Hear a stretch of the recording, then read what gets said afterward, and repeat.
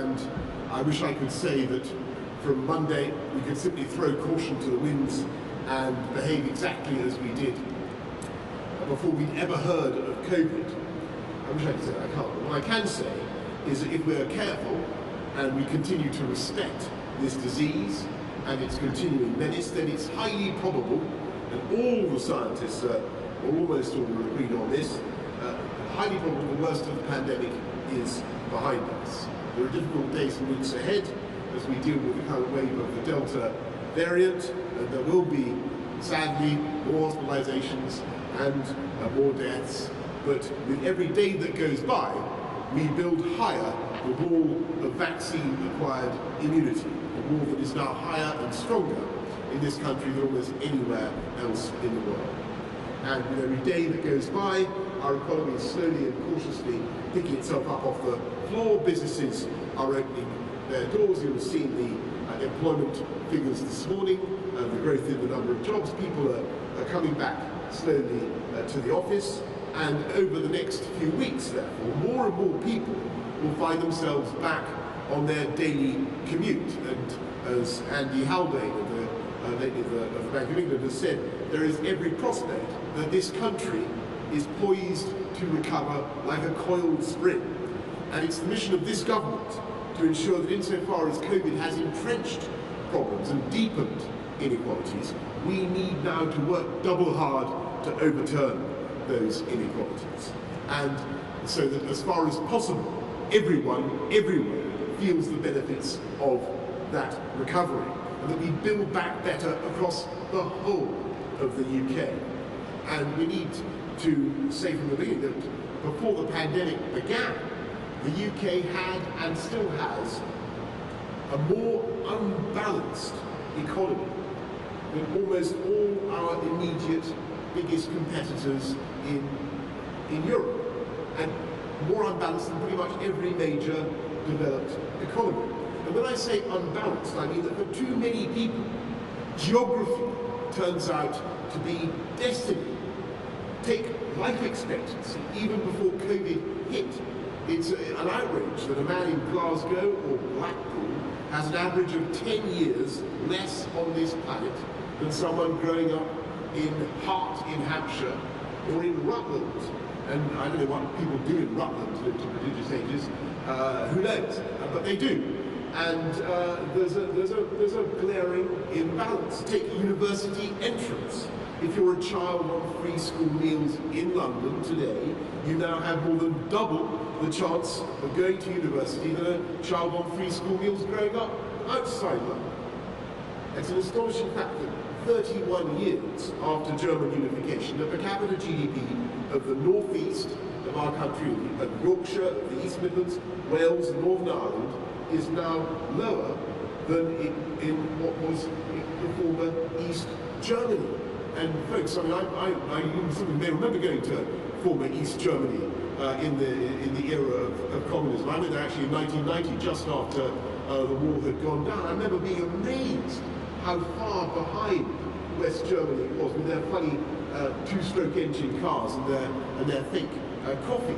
But we've got to be honest with ourselves. To a large extent, Germany has succeeded in levelling up where we have not. And it's vital to understand that these imbalances and inequalities are found within the regions of the UK and not just between them. A woman from York has, on average, a decade longer of healthy life expectancy than a woman from Doncaster, 30 miles away, one stop away, on the East Coast main line. In York, nearly half the working population has a higher education qualification. In Doncaster, that figure is only 25%. Why is it that Leeds has 1 in 5 working age people not in work, while in Bradford next door the number is as high as 1 in 3? Why should income per head in Monmouthshire be 50% higher than in Blaenau Gwent? No one believes, I don't believe, you don't believe, there's any basic difference in the potential of babies born across this country. Everybody knows that talent, energy, and enthusiasm and flair are evenly spread across the UK.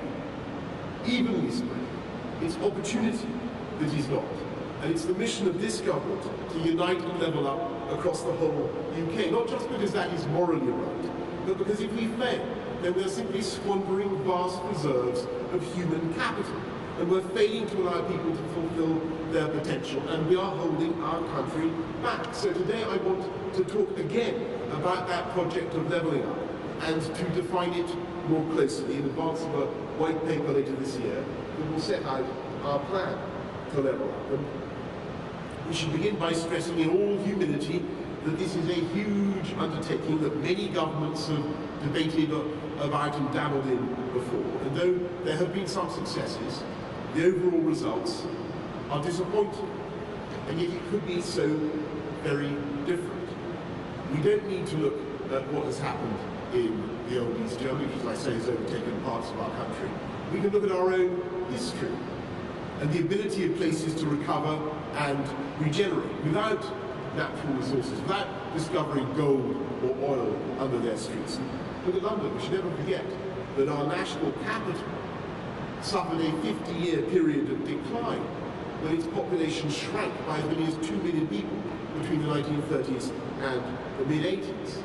And the same urban decay we've seen in cities around the country. The inequalities were so acute that when I became mayor in 2008, I could travel from Westminster to Canning Town East on the Jubilee line and lose a year of life expectancy with every stop. So it wasn't the tube it was the environment in the city. And yet at the end of my time as mayor 8 years later, that was no longer true. Life expectancy had increased across the capital, and the gains had been greatest among the poorest groups. And that is what I mean by levelling up. There is much more to do in London. There are still huge inequalities, but deprivation levels have been dramatically reduced.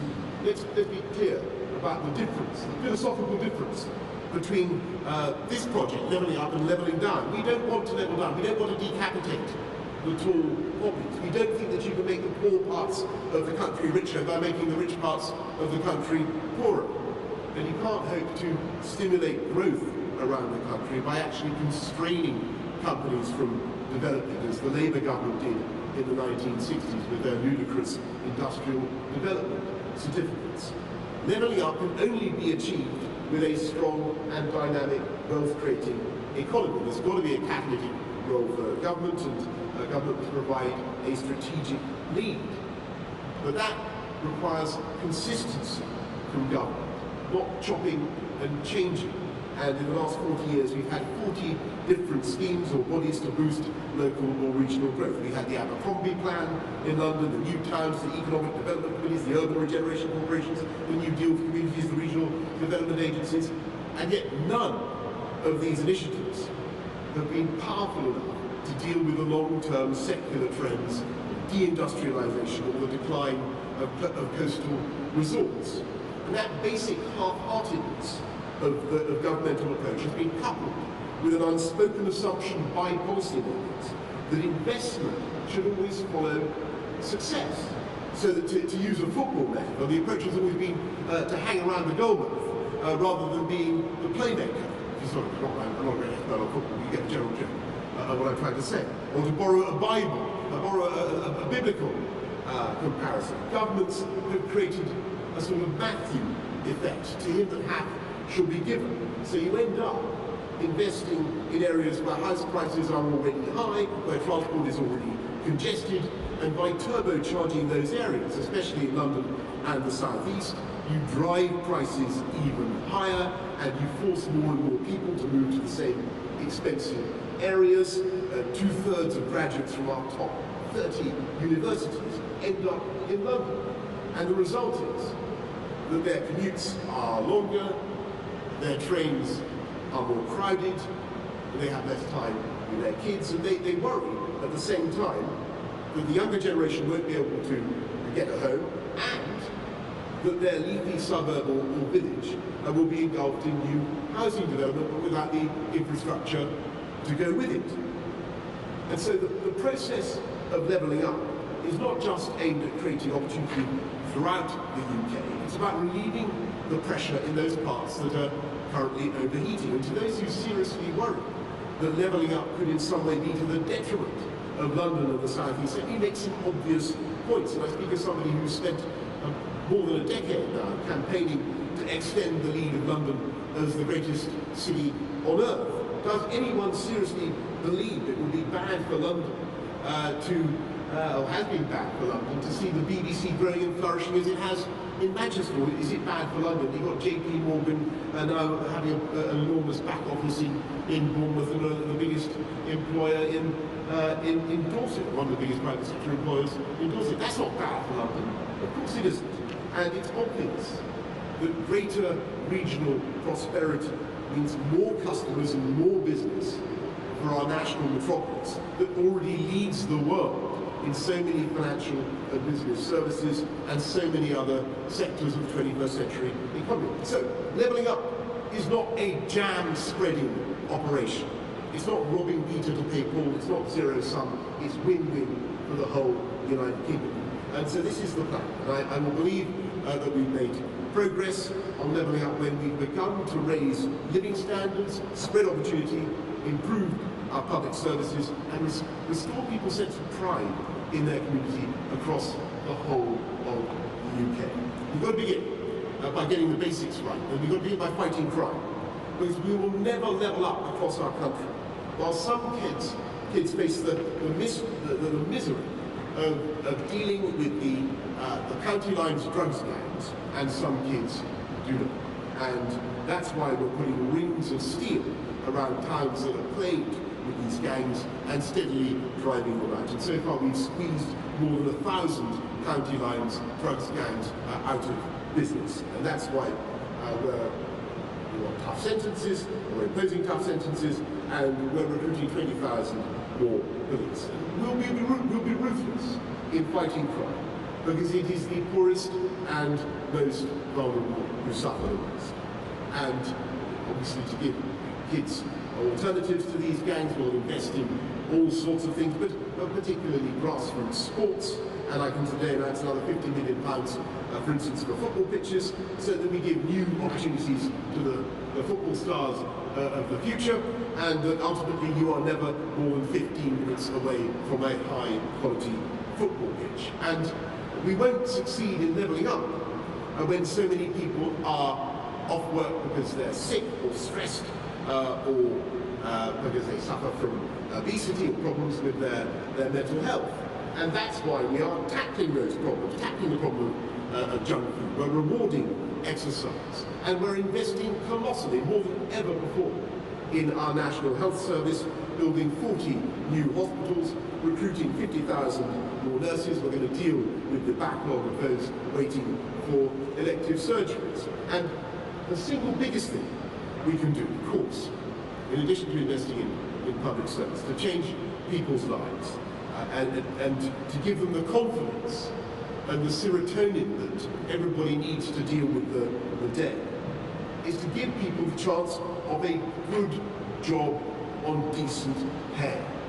And that means the private sector has to invest to create those jobs, and we must create the conditions for business confidence. And when people look at the West Midlands, here where we are today, the birthplace of the Industrial Revolution, the place that changed the world, they remember, and you remember this, unbelievably, the number of private sector jobs actually fell 3% under the last Labour government in the West Midlands. And they know one of the reasons for that lack of productivity, one of the things that was holding the West Midlands back has been the lack of mass transit, the lack of public transport, the basic difficulty of getting from your home to your place of work. And that's why I support your vision, Andy, for putting in those new metro lines. And that's why today I'm fulfilling my promise to give 8 city regions, like the West Midlands, the funding to start making their bus and train networks as good as London, by launching our City Region Sustainable Transport Fund, £4.2 billion that local leadership can spend on projects like contactless ticketing, new tram lines, bike lanes. And I speak as somebody who's putting more bike lane problem than anybody else in this country. They are deeply resisted by some people, but overall they are massively popular. And I thoroughly recommend them. This is part of the biggest infrastructure investment in the history of our countries. £640 billion on roads, on rail, on housing, clean power, generation. We will use the findings of Sir Peter Hendy's Union Connectivity Review to see how we can strengthen the sinews of the whole United Kingdom, getting HS2 trains to Scotland, giving new impetus to projects that benefit the whole country, the A1 that links Scotland and England, the A75 that links Northern Ireland and Scotland and England, the links into Wales along the M4 corridor, the A55. Dozens of other crucial projects, long overdue, like the A303 to the Greater Southwest. And we've made huge progress, by the way, in rolling out gigabit broadband throughout the UK. When I became Prime Minister almost exactly 2 years ago, 7% of the country, as I never tired of saying at the time, 7% of the country had gigabit connection. By the end of this year, we will be hitting 60%. And that has the potential to revolutionise our patterns of work and provide a tailwind for levelling up.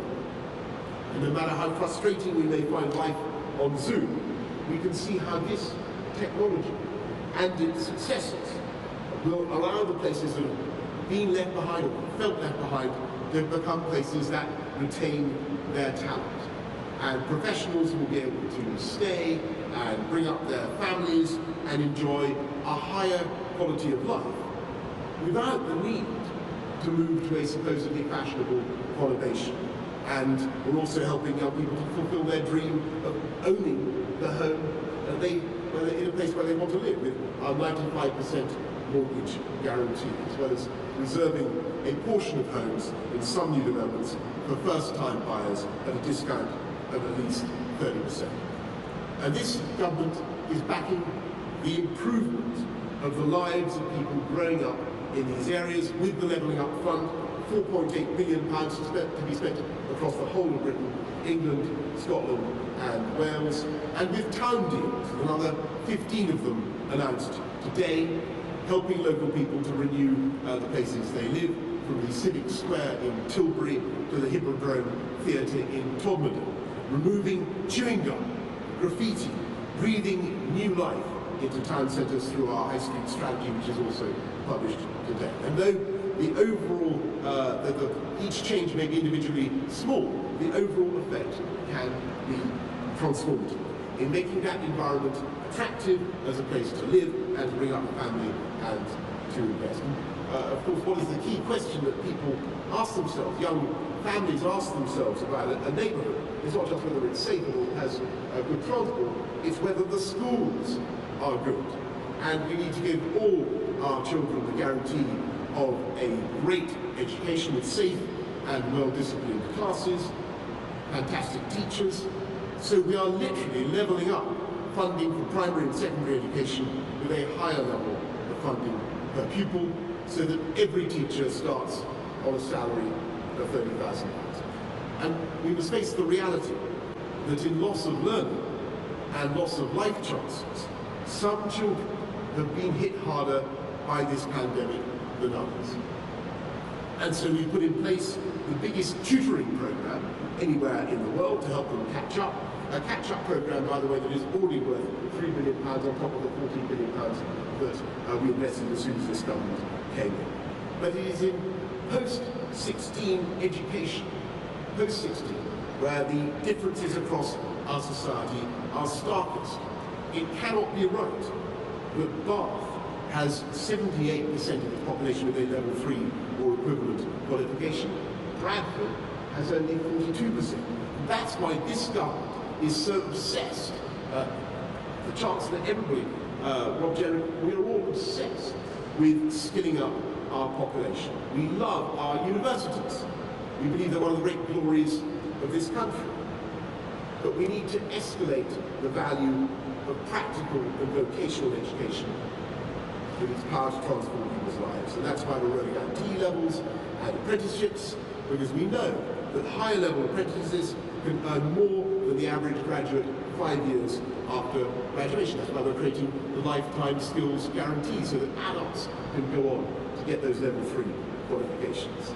And so as we improve skills and cut crime and upgrade transport and ensure that gigabit broadband is extended its invisible electronic tendrils into every home in the country and opening up limitless vistas of information and opportunity.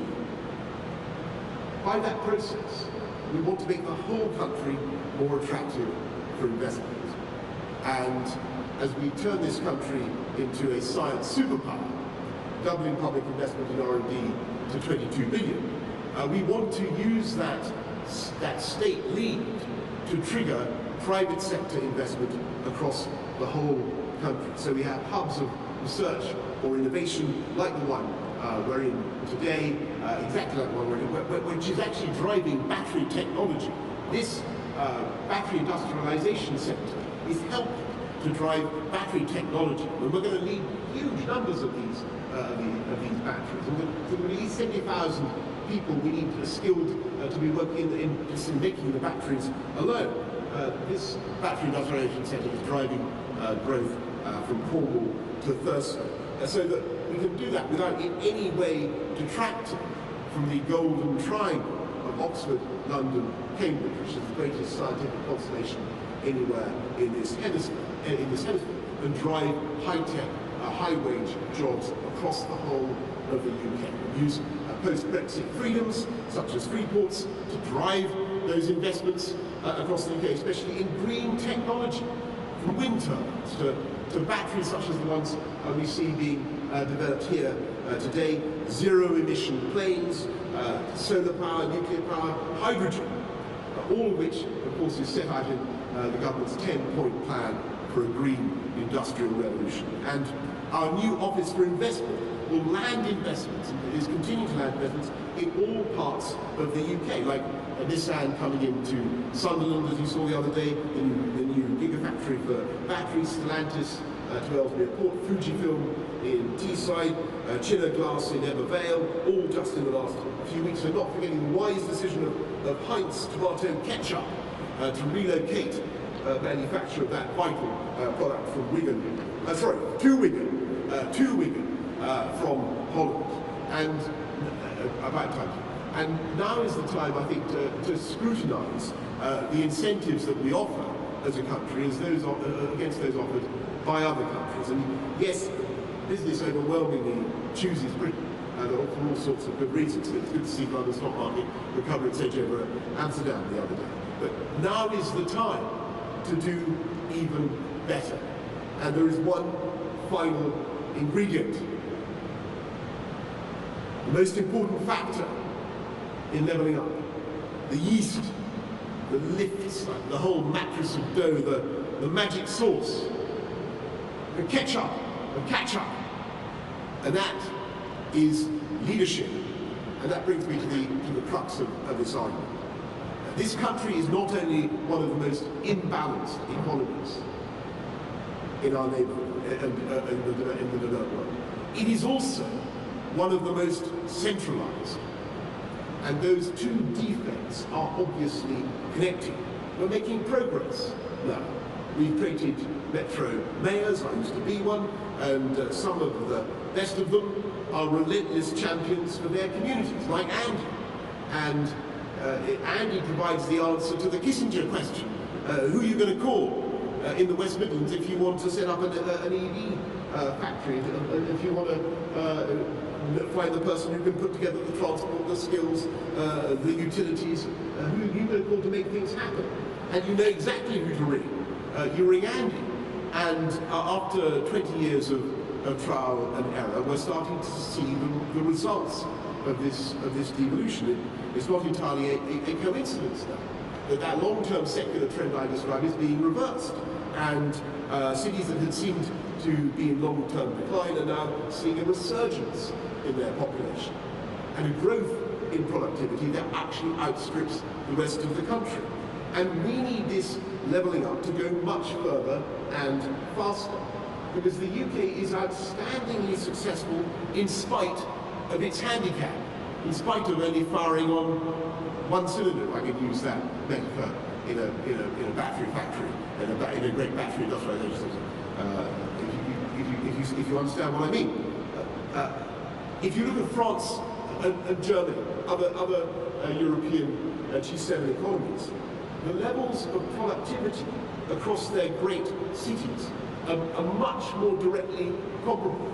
It's much more even. Imagine if we could level up, not just lengthening London's lead around the world, but closing the gap between London and the rest of the UK's great cities. That would increase the productivity, the GDP of our country, the opportunities for millions of people in our country, and it would increase GDP by tens of billions, many tens of billions. And then, of course, we should go further, because the political geography of this country is as rich and as diverse and idiosyncratic as the landscape itself. The UK will never fit into some cookie-cutter division into regions named after points of the compass. But where there are obvious communities of identity and affinity and real economic geographies, there is a chance, I know you're listening, to encourage local leadership. And I want to return to that point. It's not just this country is the most economically imbalanced, it's the most centralised. And that's because for many decades, central government in London relentlessly crushed local leadership. And we must be honest about why that was necessary. It was because we were then in the grip of a real ideological conflict, in which municipal socialist governments were irresponsibly bankrupting cities and were genuinely hostile to business in such a way that government was actually forced to intervene. Now, with some notable exceptions, some parts of opposing parties, that argument is over. And most of the big metro mayors know that private sector investment is crucial. They know that one of their jobs, which they will of course be attacked in their local media, is to get on a plane and go to the big trade and property fairs and hustle for their hometown. And today, we want to go a step further. Because if the big cities are beginning to catch up, it is the rest of the country, those historic, famous towns, or our shires, where local leaders now need to be given the tools to make things happen for their communities. And to do that, we must take a more flexible approach to devolution in England. We need to rewrite the rule book with new deals for the counties, and there's no reason why our great counties cannot benefit from the same powers we've devolved to city leaders, so that they can take charge of levelling up local infrastructure, like the bypass they desperately want to end congestion and pollution, to unlock new jobs or new bus routes, powered by clean, green buses made with batteries pioneered in this place, because they get the chance to control the bus routes. Or they can level up the skills of the people in their area because they know what local business wants and needs because they're working with them every day. And of course you can see the risk and the catch in all of this. We have to learn the lessons of the last 50 years. We must get the right local leadership. Ken Livingstone of the 2000s was a very different creature from Ken Livingstone of the 1980s. You see what I mean? But the loony left remains pretty loony, my friends. And we need accountability. And as I say, we will not be proceeding with a one-size-fits-all template. One possibility is a directly elected mayor for individual counties. If you can think of a better title than mayor for somebody who represents a county, then please send me an email. But there are other possibilities. We could devolve power for a specific local purpose, like a county or a city coming together to improve local services like buses. And so my offer to you, that's to say all the would-be local leaders who are tuning into this conversation about levelling up, my offer to you is all of you who see a role for yourselves in local leadership, come to us in government. Come to Neil O'Brien, or to me, or to Rob, with your vision for how you will level up, how you will back business, attract more good jobs, and improve your services. And come to us with your plan for strong, accountable leadership. And we will give you the tools to change your area for the better. And it can be done. Because there's no intrinsic reason why one part of this country should be fated to decline, or indeed fated to succeed. The towns and cities that people say have been left behind have not lacked for human ingenuity. They've not been short of people with courage or intelligence or imagination. And there's no place in this country that does not have something special about it. Something about their scenery or culture or history or tradition, some selling point, unlike anything else or anywhere else in the world. And they don't think that they're left behind. And they're right. They think that they're the future, or they could be the future. And they're right about that too. And all they need is the right people to believe in them, to lead them, and to invest in them. And for government to get behind them. And that is what we're going to do. Thank you all very much for listening.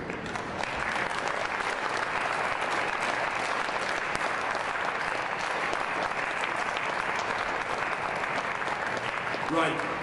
Thank you very much for listening to that extensive speech about levelling up. And I'm now going to go to our friends from, well, actually I'm going to go to Tony Danker of the CBI, and then Professor Pam Thomas from the Faraday Institution, I think. Before we come to, then we're going to go to Beth. Prime Minister, thank you for that speech. Businesses up and down the country, I think, are very highly motivated by the levelling up agenda and keen to work with you to turn it from ambition into action. One of the most exciting developments, I think, in recent years is the emergence of local economic clusters across every part of the UK, everything from renewable energy to advanced manufacturing to digital services. I'm wondering how you think we can turn those local success stories into national and ultimately global success stories, and how can business and government work together to achieve that? Thank you very much, Tony. I think that the answer, you're so right. And what is happening across the country is that you are seeing this story of local success, of the dispersal of high-tech jobs, of innovation arriving in all parts of the country. And what it needs is it needs business and local leadership to work together to hold up a mirror to that part of the country, that city, that town, that region, and say this is the narrative about us, this is what is happening, this is the story of our success, this is what we have to offer. And if you come and invest here, this is how we'll help you. And that's why I put this emphasis on leadership. You need the local champion. You need to bring together, whether it's the LEP, whatever the means is, whether it's through the mayoralty, you need to bring people together and then project the story to the world. That is absolutely vital. And I've no doubt at all that it can be done. But I'm glad that the basic agenda has the support of the CBI. And it's great, by the way, Tony, can I say, after a long period, to find the government and the CBI in lockstep, at least on this. So thank you very much for coming. Pam of the Faraday Institute. Thank you, Prime Minister. I was very encouraged to hear you speak about Britain as a science superpower. So I was really wondering what your vision of levelling up across the country, together with the ambition to be a scientific superpower, means for the involvement of world-class research institutions such as the Faraday Institution. Oh, thanks very much, Pam. The Faraday Institution is a quite incredible body. It's based in Harwell, in Oxford, but actually links together all the universities that are conducting research into batteries, amongst other things. And we need these batteries. There's absolutely no question. We're going to, at the moment, it was great that Envision brought the Gigafactory to Sunderland. We have high hopes of the British Volt plant in Blythe, but even those two added together will only supply a fraction of the demand that the UK's own domestic vehicle market will have. And we're going to need, I think, 70,000 people, skilled people, just to make batteries across this country. So the answer to your question, Pam, is that we want to work with you, with the Faraday Institute, with this body here, with the UK BIC, to make sure that we produce those gigafactories across the whole of the UK. There's obviously a case for having a gigafactory here in the West Midlands, and you're going to want one next to a centre of automotive manufacturing, but even that won't be enough to satisfy the demands just of the UK domestic market. So we want to do that, and what we also need to do is to make sure that the value in those batteries is comes from the UK as well, because everybody knows that the raw materials that go into batteries are often sourced from around the world. We can do much more to source those chemicals, those metals from the UK, and to make sure that this country retains its lead in devising ever cleaner, ever greener, and more beautiful technology. Where was the lithium-ion battery invented? Oxford, I think, I'm right to say. And yet it's other countries that have taken that, as so often, taken that British invention, gone away and become pioneers themselves. We now need to recapture our leading role, and I absolutely no doubt that we can do it. Beth Ridley, Sky News.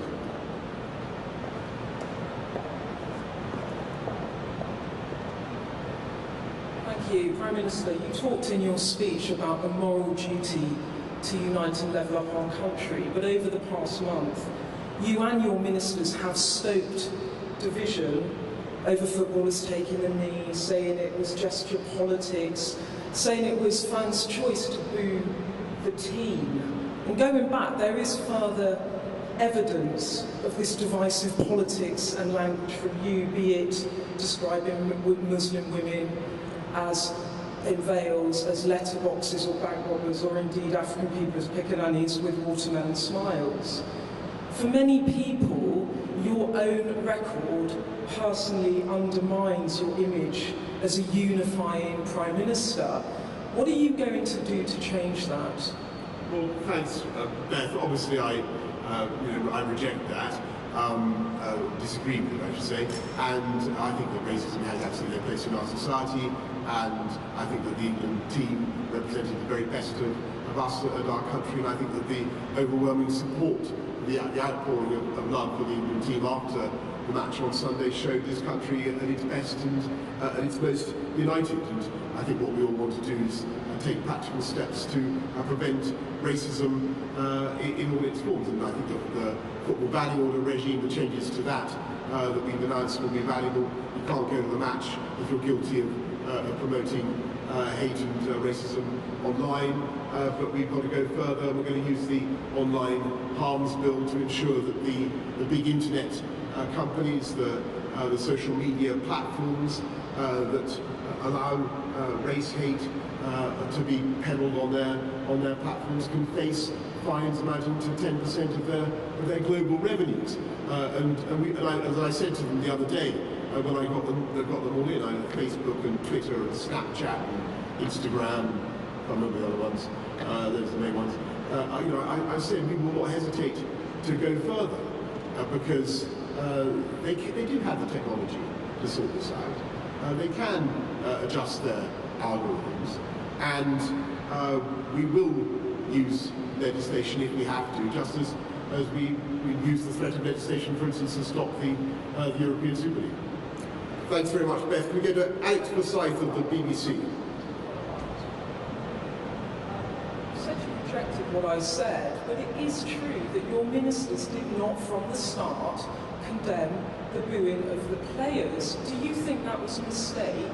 And as PM, do you personally now regret not being strong enough about this right from the start? I always said that it was wrong to boo the England players, Beth, and that is my firm belief. And I think that as a society, what we need to do is understand that we made progress in tackling racism, I would say, in my lifetime.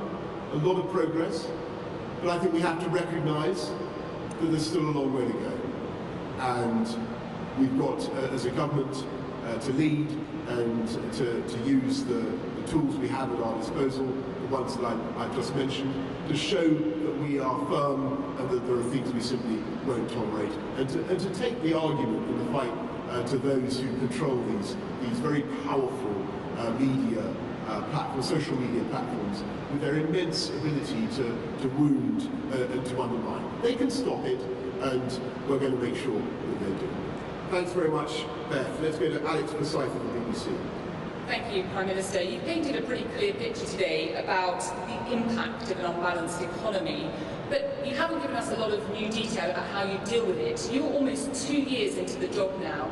Where is the clear strategy beyond investment in high streets and infrastructure as to how to tackle what is often entrenched inequalities around health, education, aspiration, and of course how you measure and define success? And if I may, Prime Minister, Henry Dimbleby has released his national food strategy today. Are you minded to accept the recommendations, including those around taxes? Well, Alex, thank you very much. I'm respectfully going to urge you just to go back over some of what I said, because I do think that, in all fairness, there was at least the skeleton of what to do. And you're right to focus on education and aspiration. But the point I wanted to, and all the investments that we're making in public services, in fighting crime, all these are vital for levelling up. But perhaps the most important thing you've got to achieve is you've got to restore a local sense of pride and ambition and self-expectation amongst the local leadership. And that can be done. That can be done. We in this government are absolutely determined to do everything in our power to achieve it. And what I'm saying to people thinking about this is just imagine the potential of this country, what this country could be like if all its areas were as productive as the most productive part, or even half as productive as the most productive part. So we have a real, or half as productive again, I should say, as the most productive. We have a real opportunity to change people's lives and change the way this country is going, and this government is going to continue to drive it with all our might. On your point about Henry Dimbleby and obesity, obviously I will study the report. I think it's an independent report. I know that I think there are some good ideas in it. As I said earlier on, we believe in tackling obesity, trying to help people to lose weight with promoting exercise and tackling junk food advertising and so on. I'm not, I must say, attracted to the idea of extra taxes on hardworking people. Let me just signal that.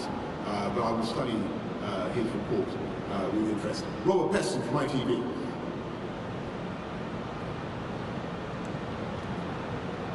Morning, Prime Minister. You pointed out that levelling up will not succeed if businesses lack confidence. About 12 days ago, you said that next Monday there would be no obligation to wear masks. You abolished the legal requirement to wear masks, and now you're saying you want all of us to wear masks. Businesses are confused. On this, you have shown the lack of important quality you just cited, leadership. And second, something remarkable has just happened. The manager of an England football team seems to have united Great Britain in a way that you are struggling to do. What could you learn from Gareth Southgate? Right. Well, thank you very much, Robert. I would just say that on the message to business, I think that business is perfectly capable, despite any confusion you may attempt to sow in people's minds. Robert, business is perfectly capable of understanding what we are doing. We're moving away from legal compulsion, but we're saying that, of course, the pandemic is not over, and sadly people have to remain cautious. And what we're saying is that in crowded places where you're meeting people that you don't normally come across, then you should continue to wear a face covering. So that's in the guidance. It's very clear, and I think everybody understands that. And it's perfectly clear from our guidance for public transport as well. The situation we hope will eventually change, but that's where we are at present. It doesn't mean there's a legal compulsion. It's guidance. I think most people can understand the difference. On your point about the England football team, well, I repeat what I've said before.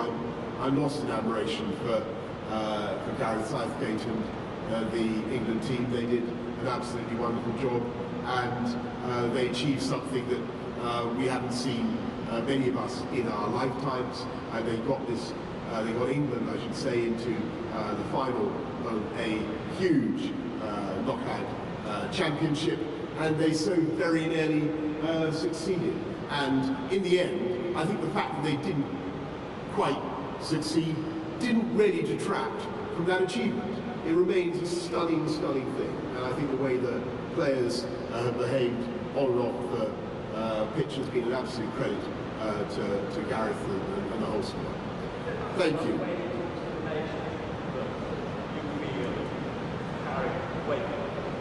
I salute the Gareth and the England team. I sit at their feet. How about that? Will that do? Thank you. Jason Groves, Daily Mail. Thanks, Prime Minister. I want to ask you about your opening remarks. Should we see Monday as Freedom Day? And if not, when might it be? Are we realistically waiting until next year before we can throw away our face masks? And separately, next week I think is the anniversary, the second anniversary of you telling us you had a plan for social care. What's happened to that plan? And how is it going to square with this levelling up agenda you've been talking about? You've said you want to cap care costs so that people don't have to sell their own homes. Won't that inevitably give more benefit to people who live in areas where house prices are higher? Thanks, Jason. On your first point, we're in a far, far better position than we've been in at any previous point in this pandemic. By Monday, we will have offered a vaccination to everybody in this country over 18. It's a quite amazing thing to have achieved. We vaccinated a higher proportion of our population than I think any other European country, with the possible exception of Malta. Alas, the pandemic is still with us, but we are able to go ahead in the cautious way that I have described. So we're able to, as I was saying to Robert, we're able to get rid of the legal restrictions, but the guidance has to remain in place at least for the time being. I think people can understand the progress that we have made, but they can also see the remaining risks. The risks are diminishing the whole time, but they of course remain. And on your point about social care, we're going to be in no doubt or anxiety about that. We're going to be publishing our plan for social care before too long. Let's go to Andy Woodcock of The Independent. Andy Woodcock from The Independent. Prime Minister, in your speech just now, you said that when devolving power to local regions, you don't want to do it in a one-size-fits-all way, because the loony left remains loony. Don't you think that will sound a lot to some people like doctoring the democratic process in order to ensure that power is devolved only to people who agree with you?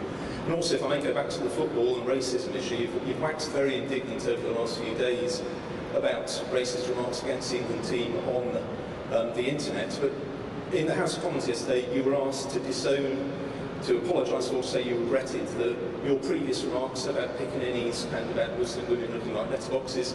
You said you dealt with it in the past, but in the past all you've said is that you were sorry if people were offended, which is a very different thing, as you'll agree. Do you not feel that your refusal to offer a full apology and to disown those remarks gives a green light to people now who want to make racist remarks on the internet? Thanks very much. Well, first of all, on your point, Andy, about whether we're only going to, we'll deal with anybody. Of course we will.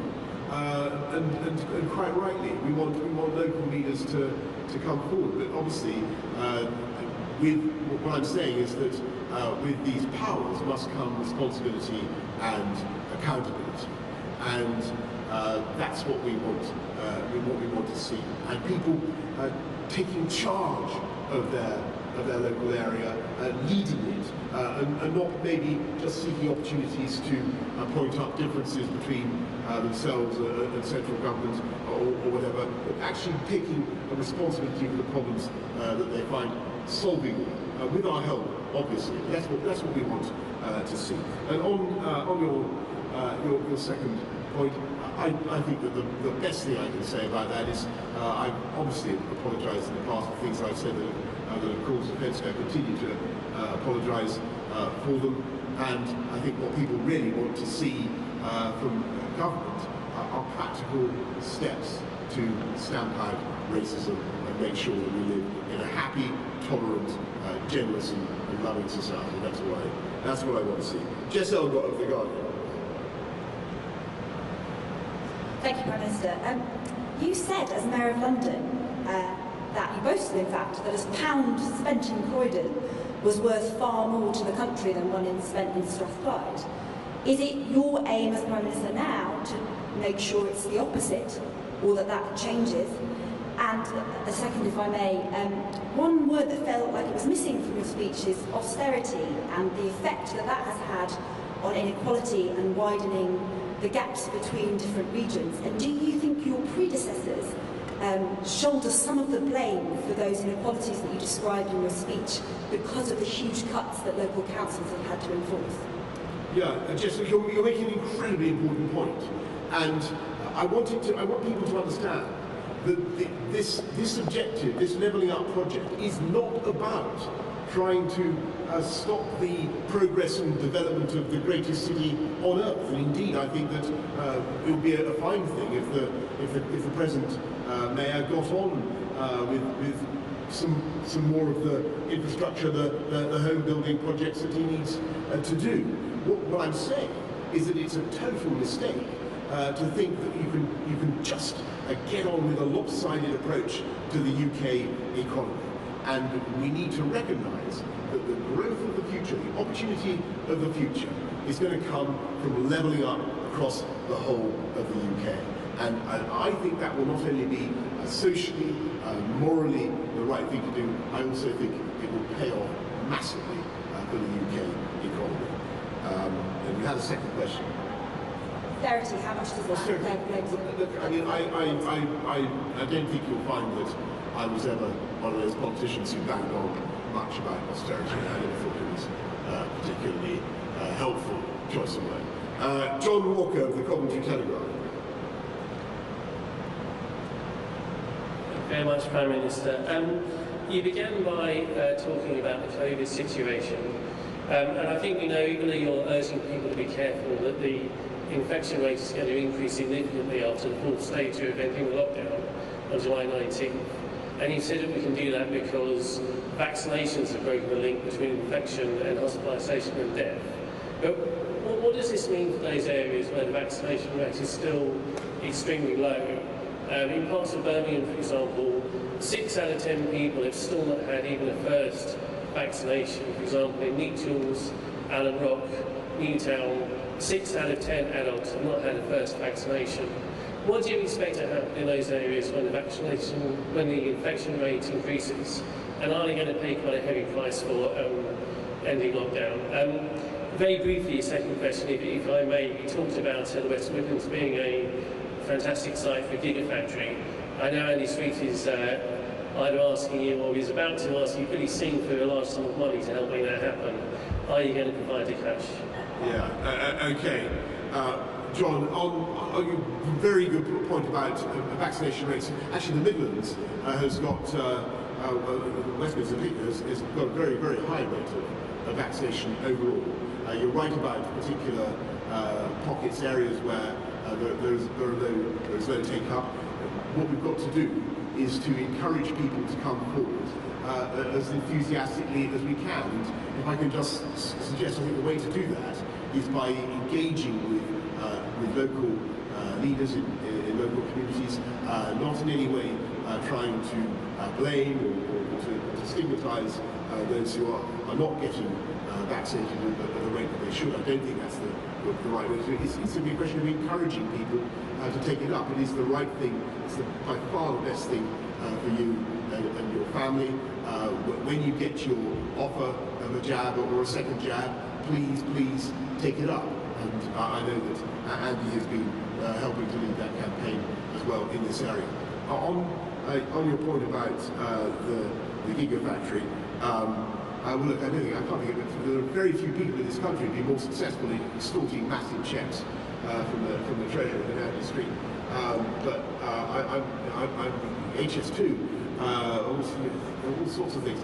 I'm not certain that you've yet been to me with the request for the Gigafactory. I mean, now taking off his mask.